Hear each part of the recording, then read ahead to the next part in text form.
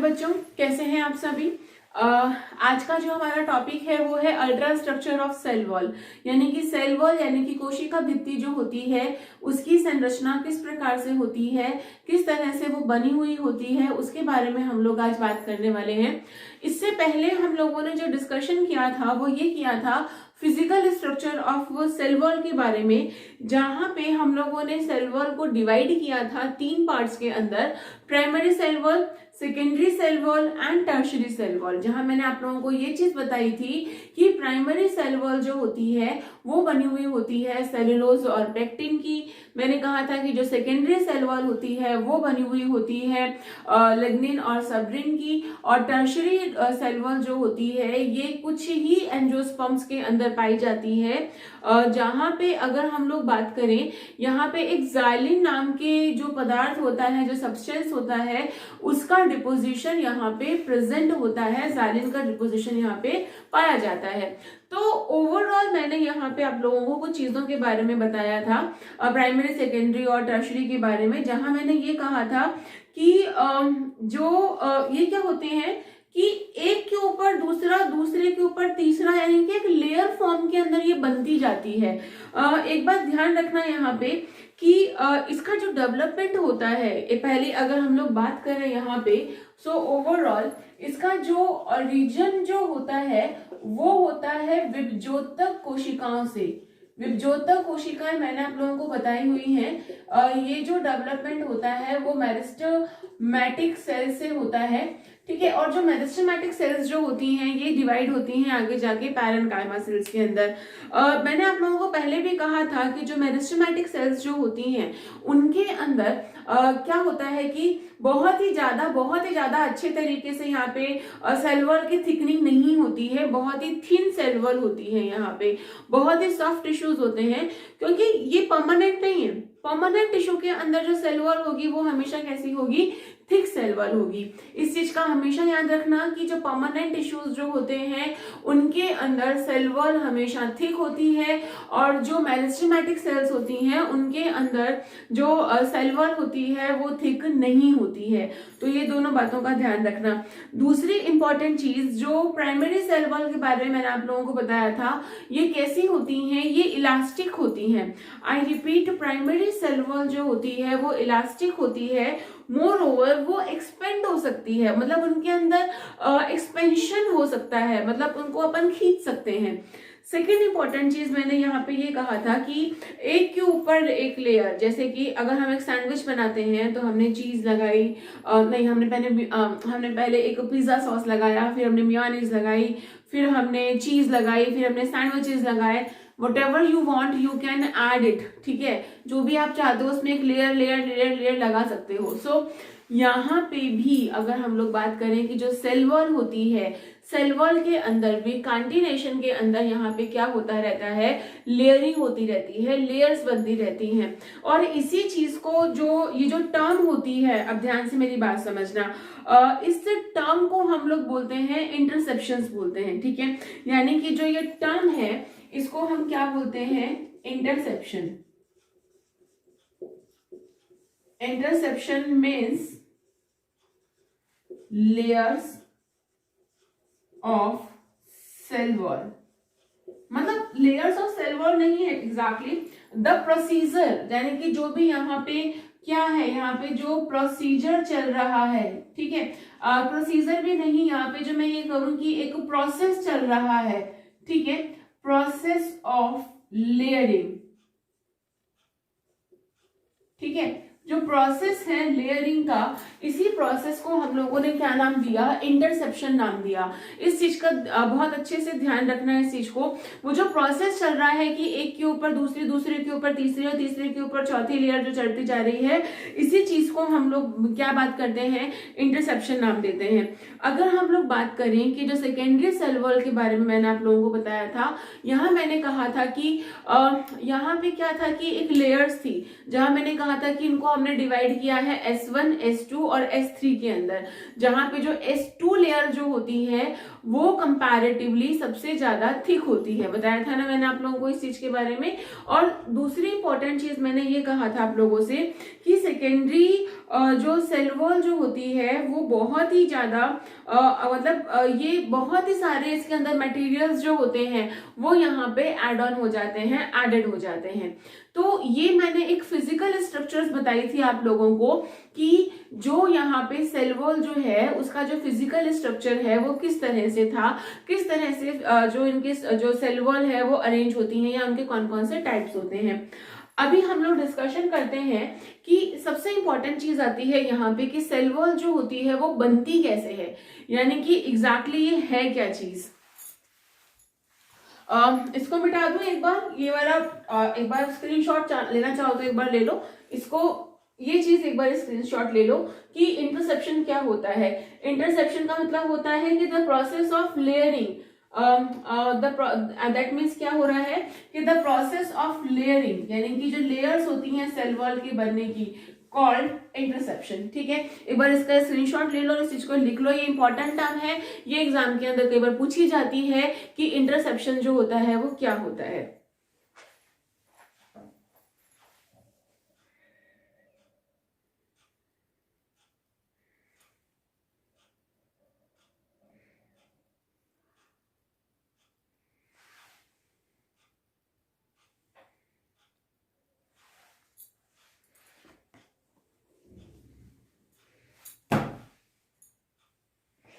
Okay, सो आप लोगों ने इसका स्क्रीनशॉट ले लिया होगा। नेक्स्ट हम लोग बात करते हैं कि सेल वॉल जो है वो बनती कैसे है, यानी कि प्रोसेस क्या है इस चीज का। बच्चों आप लोगों ने पॉलीमर्स का नाम सुना है, जिसको हम हिंदी में बहुलक बोलते हैं, बहुलक। ठीक है, बहुलक क्या होते हैं, एक के साथ दूसरी चीज अगर जुड़ती जाती है और इसकी एक बहुत बड़ी चेन बनती जाती है तो उस चीज को हम पॉलीमर यानी कि बहुलक बोलते हैं। आप लोगों ने पढ़ी होगी ये चीज ओवरऑल। रबर जो होते हैं, आर्टिफिशियल जो रबर होते हैं वो एक बहुलक ही है, यानी कि पॉलीमर्स हैं। या फिर एक जो प्लास्टिक होते हैं ये भी एक तरह के पॉलीमर्स होते हैं, वो भी दो तरह के होते हैं, थर्मोसेटिंग और एक और होता है। ठीक है, तो ओवरऑल अब आप ये कहोगे कि मैडम यहाँ पे पॉलीमराइजेशन क्यों पढ़ा रही हैं, समझना है इस चीज को। मैं यहाँ पे पॉलीमराइजेशन इसलिए पढ़ा रही हूँ क्योंकि यहाँ पे जो आपकी सेल वॉल है वो भी is a kind of a polymer है। क्या है वो, पॉलीमर। किसका पॉलीमर है, ग्लूकोज का पॉलीमर है। किसका पॉलीमर है वो, ग्लूकोज का पॉलीमर है। तो ग्लूकोज जो होता है, ग्लूकोज की बहुत सारी चेन्स जो होती हैं वो आपस में जो अगर हम लोग ओवरऑल यहाँ पे बात करें कि बहुत सारे ग्लूकोज, बहुत ही सारे ग्लूकोज जो हैं ये आपस में जुड़ते जाते हैं और एक चेन बना लेते हैं। ठीक है, जिसको ओवरऑल लगभग यहाँ पे 100 चेन्स बन जाती हैं। कितनी चेन्स बन जाती हैं, लगभग 100 चेन्स यहाँ पे बन जाती हैं। ठीक है, और ये जो चेन होती है, एक चेन जो होती है यही आगे जाके क्या बनाता है, ये एक चेन क्या बना रही है, सेल्यूलोज बनाता है। क्या बनाता है, ये सेल्यूलोज बनाता है। और मैंने आप लोगों को पहले भी कहा है कि जो प्राइमरी सेल वॉल होती है वो बनी हुई होती है कि किससे बनी हुई होती है, प्राइमरी सेल वॉल सेल्यूलोज और पेक्टिन से बनी हुई होती है, जिसमें हेमिसेल्यूलोज भी प्रेजेंट होता है। सो ओवरऑल अगर मैं यहाँ पे बात करूं कि जो ग्लूकोज होता है, ग्लूकोज की बहुत सारी चेन मिलके क्या लगभग 100 चेन मिलके क्या बनाती हैं, एक मिशेल बनाती हैं। क्या बोलते हैं उसको, मिशेल बोलते हैं। और ऐसे 20 मिशेल्स जो हैं वो मिलके क्या बनाते हैं, माइक्रोफाइब्रिल बनाते हैं। मैं फिर से बोल रही हूं आप लोगों को कि ग्लूकोज है, ठीक है, ग्लूकोज की 100 चेन मिलके क्या बनाती है, ये मिशेल्स बना रही है। क्या बना रही है, मिशेल्स। और ऐसे 20 मिशेल्स जो है ओवरऑल ये मिलके क्या बनाते हैं, माइक्रोफाइब्रिल बनाते हैं। और ये माइक्रोफाइब्रिल मिलके क्या बनाते हैं, आगे जाके सेल वॉल बनाते हैं। समझ में आ रही है मेरी बात, दोबारा से सुन लो। मैंने क्या कहा यहाँ पे, मैंने ये कहा कि ग्लूकोज जो है, ग्लूकोज की 100 चेन्स जो है वो मिलके एक मॉलिक्यूल बना रही हैं जिसको हम सेलुलोज नाम दे रहे हैं। ये आगे जाके क्या बनाते हैं, ये जाके क्या बनाते हैं, मिशेल्स बनाते हैं। ये मिशेल्स माइक्रोफाइब्रिल्स बनाते हैं और ये माइक्रोफाइब्रिल्स फाइब्रिल्स बनाते हैं जो आगे जाके कन्वर्ट हो जाते हैं किसके अंदर, सेल वॉल के अंदर कन्वर्ट हो जाते हैं।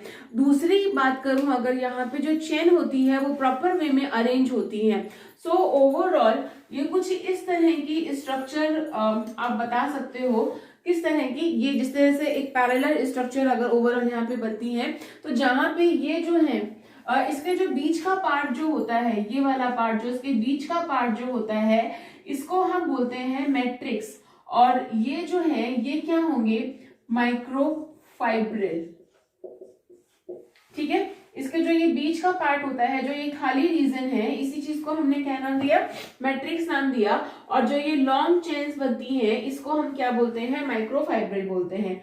दोबारा से एक बार मैं आप लोगों को रिवाइज करा देती हूँ। मैंने क्या बताया, पहली बात कि ये एक के ऊपर दूसरी चेन ऐड होने की बात है। यहाँ पे एक के साथ दूसरी चेन जो होती है वो ऐड होती रहती है। सो ओवरऑल यहाँ पे अगर हम बात करें, जो ग्लूकोज होता है, ग्लूकोज की लगभग 100 चेन्स जो है वो मिशेल्स बनाती हैं।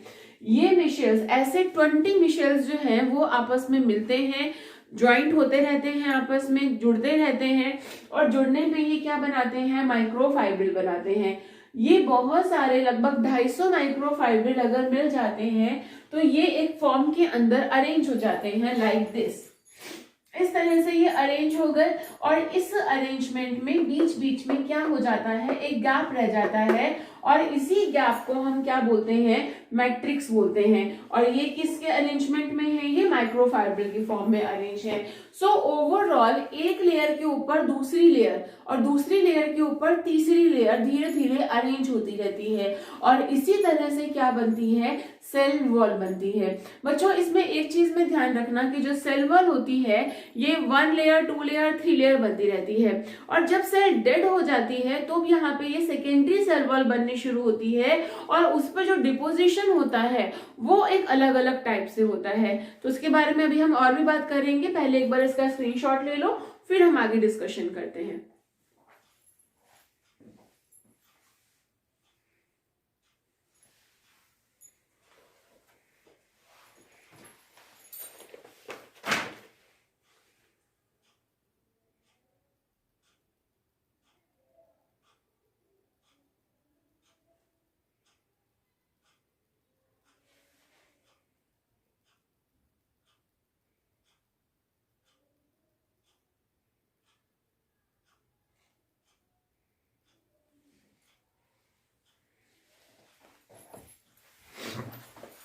सो ओवरऑल आप लोगों ने इसका स्क्रीनशॉट ले लिया होगा।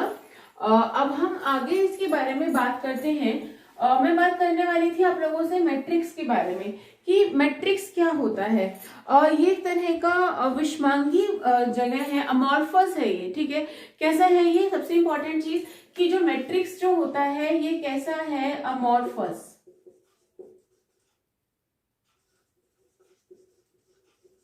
ठीक है, अमॉर्फस है ये। ठीक है, दूसरी इंपॉर्टेंट चीज, अमॉर्फस का मतलब हो गया कि यहाँ पे बहुत सारी चीजें आपस में मिल रही हैं, ये यूनिफॉर्म स्ट्रक्चर में नहीं है।